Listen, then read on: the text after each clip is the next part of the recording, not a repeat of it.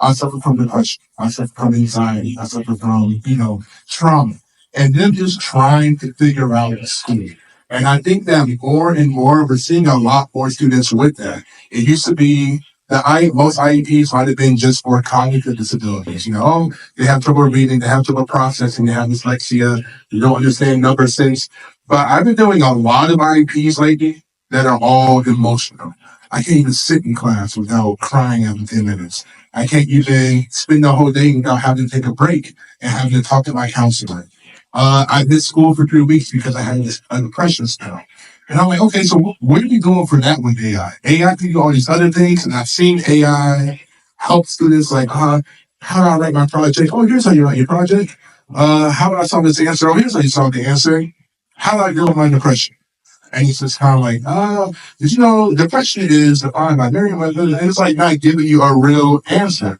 And me being trained in dealing with students with emotional disturbances, I've always made sure to have moments of like, all right, we're going to kind of have a wellness day today. Every month we had mental health check-ins. They would come to me one by one in private. What's going on for real? Tell me your thoughts. Are you okay? Are you safe? I was on self-harm watch way too many times in high school. Part of the reason it became a toll for me. In 1 week, I made 3 CPS calls and had to watch a student who was considering self-harm.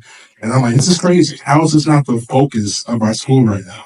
The kids can't learn if they can't even be like present. But during that time, I found something that does work, and it is this thing right here.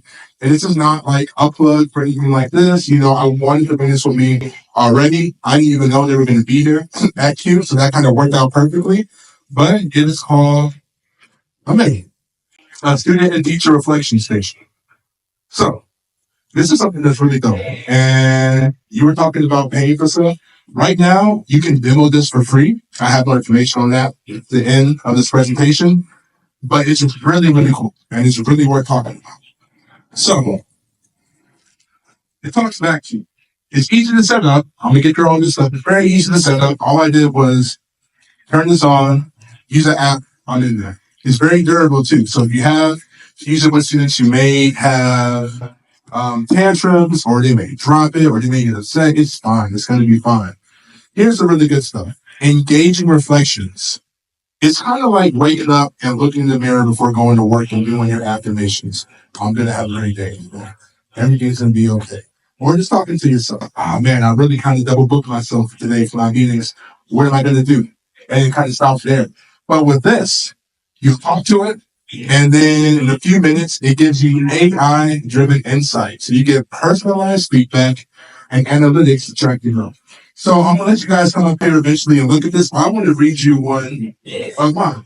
This happened during a time where I had kind of messed up in organizing my IEP meetings.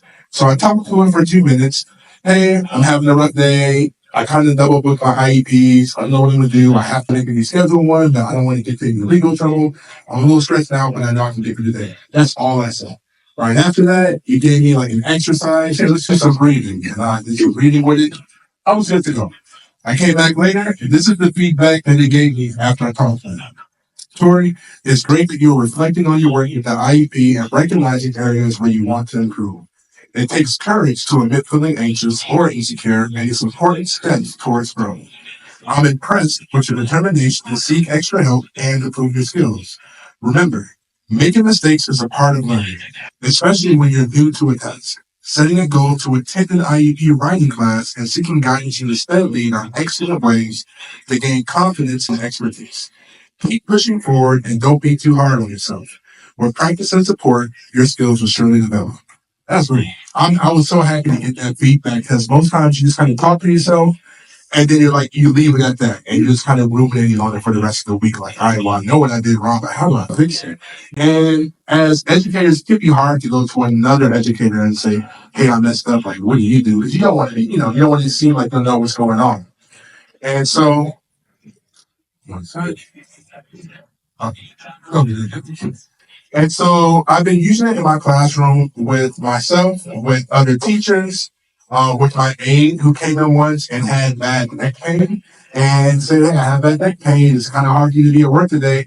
And to show her a neck exercise to do. So she followed the movements, was able to stretch your neck, and was like, hey, make sure you take care of your neck and do XYZ for it. So it's really personalized. And one thing I like about it is that for students who may be afraid to speak with teachers because they're like, they may have a traumatic experience from sharing with an adult before, they have something like this. You can put this somewhere private. All right, go in there, take your 2 minutes, talk to Mirror. I'm only going to check it if, I feel like we said something very harmful. And they're like, yeah, I understand that. And I'm like, all right, cool. And they do their thing and it tracks accordingly. So then if they do it, say, once a week for 3 months, it's tracking their growth. And they can see where they started from like, I was having a hard day today to, oh man, this is a great day. I made a new friend. I was able to get my assignment done without freaking out, without crying. And it's just a great way to stay like on top of yourself. Because another thing I've noticed is, this is definitely true. Raise your hand if you're a little burnt out right now teaching. So, anyone else? I'm not going to tell you your district. It's tough right now. I would say post 2020, teaching has completely shifted in terms of the energy, in terms of what's needed of you. And a lot of people are burnt out. And we're just constantly, like you said, they're just throwing more and more stuff at us every day. Now try this one. Now try this one. We're going to do this training. Please come to this training. It's like every day is more and more stuff. And we're just overwhelming.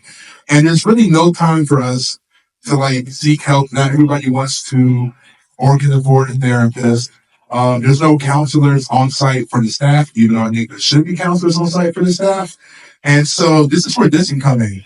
When we first got back to school after quarantine and I was working at the high school, during break, I would walk down the hall and see teachers in their classroom, like their heads in their hands, crying, hiding behind their desks. I got to go sit in my car for just 20 minutes. I just have to do something. I'm like, there's got to be something else we can do about this besides walking around freaked out all day.